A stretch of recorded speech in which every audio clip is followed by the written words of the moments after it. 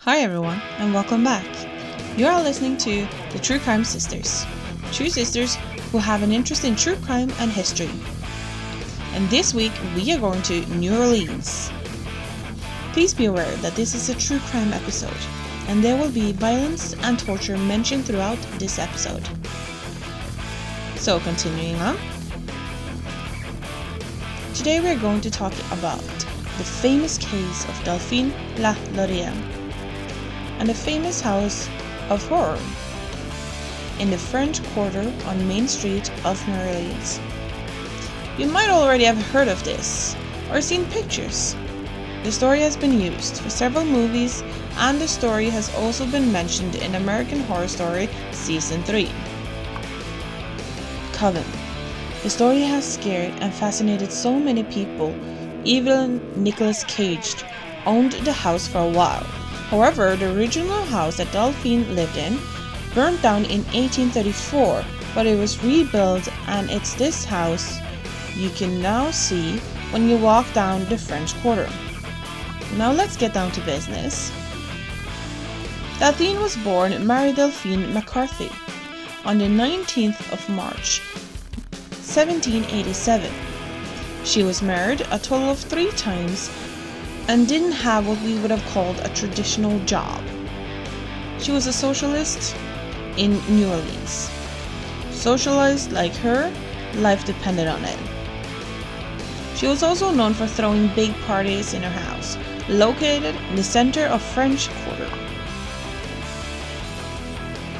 However, the reason everyone knew her name today as well as the house being one of the most haunted houses in America is because this is the house where she would keep and torture her slaves.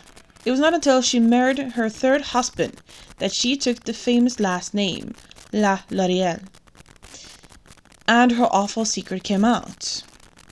But let's get a little backstory on Delphine first. She was born into a big and prominent family, and her parents, Mary and Louise, had several children. When she was still young, there was a Haitian Revolution, 1791. There was an uprising in the slave community, which sadly led more slave owners fearing a rebellion by the slaves.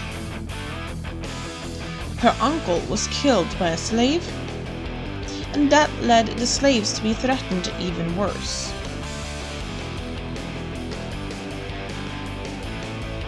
Now this could be one of the reasons for her hatred and horrible treatment for these poor people. Now I'm not sure if it was back then, but today it's illegal to get married at 13. But this is exactly what Delphine did. She was only 13 when she got married with her first husband. Imagine being 13, young and innocent, and then suddenly you're told you need to get married and move away from your family. We didn't really know how she felt about all of this, but we know she got married and she had a child with this man. She could probably not have found a man with a longer name, but her husband was Don Raymond de Lopez y Angelo. It was very hard to find this information on her husband, but we know Don Roman was a highly ranked Spanish officer for the St. Louis Cathedral in New Orleans. The city had become a part of the Spanish colony in 1760. Don Roman became a Consul General of Spain in the territory of New Orleans. He and his now pregnant wife was on their way to Madrid in 1804. When they reached Havana, he died. And just a few days later, she gave birth to her first child. She named her Marie Boria Delphine Lopez y Angelo. She was nicknamed Porquita, and she will be referred to by this nickname.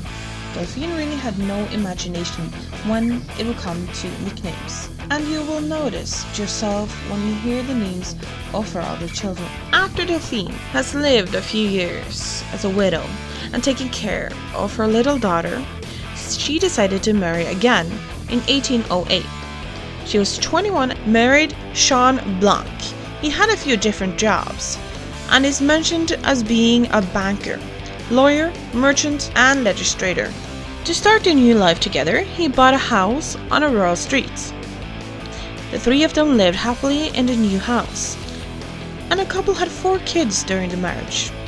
Their names: Marie-Louise Pauline, Marie-Louise Jean Pierre Pauline. But her happiness was not meant to be. After only 8 years together, her husband tragically died in 1816. She waited until 1825 before marrying her third and last husband, Leonard Louis Nicolas Lalaurie. He worked as a physician on the 25th of June. They tied a knot, and Delphine decided it was time for a new house. She bought the property and oversaw the construction herself, with any involvement of her husband. This mansion was a 2-floor with its own slave quarter. Here she lived with 2 of her daughters and her husband. Sadly for the 2 of them, the marriage was not a happy marriage. In 1832, she asked for separation from bed and board for the First Junctional District Court. The marriage was over, and Leonard didn't treat her very well. Her 2 daughters and her son supported the claims, but this separation might not have lasted very long. Now, exactly what happened to her staff of slaves on an average day is not known.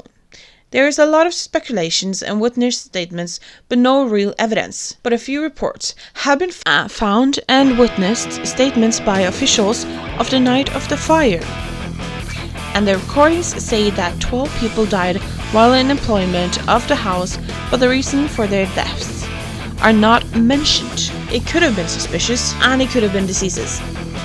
Some say she was polite to black people, and court records show that she freed 2 of her slaves, but it was also said that her slaves looked tired, dirty when they were seen in public. But considering her treatment for slaves at home, I think it's safe to say she wasn't very nice to them. A young 8-year-old girl worked at the house and said to have fallen off the roof of the house when she was running away from Delphine. A lady with the name of Jean de la Vignière said that the children was 12-year-old and called Leah. She had been brushing her hair when she brushed a little too hard and caused Delphine to grab a hold of a child and whip her. This incident caused an investigation of her treatment to her slaves. She was found guilty of illegal cruelty. She had to forfeit her 9 slaves. Sadly for them, she got them back shortly after. Her family went out and bought them, but then sent them back to Delphine. On the 10th of April in 1834, there was a fire.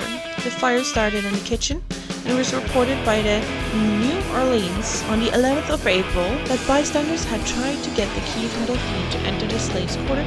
She refused to give it to them. They had broken down the door. They wanted to enter to make sure that everyone got out safe. There was the cook, a 70-year-old woman, who had started the fire as a suicide attempt. She was found shackled to the stove, unable to leave the kitchen. She was scared of being punished and sent to the attic because one of them was sent up and never came back down. When they entered the premise, they found out the slaves mutilated, suspended by their necks, and their limbs stretched and torn from their body. 2 of them claims to have been locked up for a long amount of time, even months. Judge Sean Francis was one of the people that entered the house and saw the horror. One lady was wearing an iron collar around her throat, and an older woman had a deep head wound and couldn't even walk by herself. He questioned Delphine's husband, and it said he answered, "Some people have better to stay at home rather than to come to other houses to dictate laws and meddle with other people's business." In 1836, Martinez recorded the horrors of the house and added that several of the slaves were whipped and they were bound and had spiked collars around their necks. As the story made the rounds, more and more people heard about it and the horrible treatment the slaves had lived through. A mob of people decided to attack the house and tear it down. Before the police arrived, the people were able to destroy almost all of the house, and there was particularly only the walls left. Now comes another piece of shocking news. It is mentioned that the slaves living and working in the house was brought to the local jail, and here people could come to look at them. It's mentioned online that the newspaper The Bee, that by the 12th of April, around 4,000 people had come to look at them and to see the suffering they survived. It is also mentioned that they cleaned up or maybe sorted through the destroyed house. They also investigated the garden and found human remains. There is a sad ending to this horrible story. Delphine Lalaurie was never arrested or brought to justice for what she did. After an attack on her house, she fled. It is speculated that she and her family went to France and lived there. There are some letters sent to her son to his brother-in-law, claiming that Delphine wanted to come back to New Orleans. But her family disagreed with her plans, and she cancelled them. We are also not sure how she died, but it's mentioned that in the French archive she died in 1849. On the 7th of December, she was 62 years old. And if you were wondering what happened to the now famous house, it was rebuilt in 1838. It looks the same today as it was rebuilt back in 1838. It has been used for a lot of different things since it was rebuilt. It has been a high school, a conservatory of music, a refuge for young delinquents, for apartments, a bar, and even a furniture store. A third floor was also added, rare building. So this is the story of Delphine Lalaurie. Thank you all for listening, and we hope to see you back again for our next episode. Goodbye!